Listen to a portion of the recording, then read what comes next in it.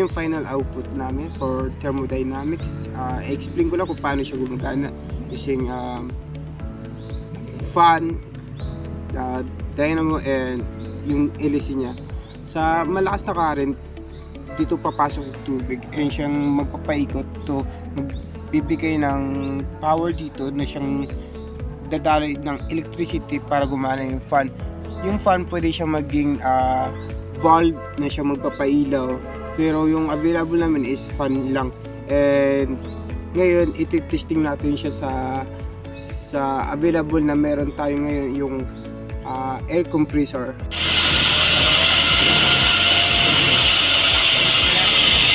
Special nito is yung kapag nag-outing po tayo sa tabing ilog or alam mo na mag-overnight, pwede po siyang maging source ng electricity natin na magpapailaw sa paligid natin. Kaya convenience to na dalhin kasi hindi siya naman siya kalakihan. Yun lang. Ano na sounds?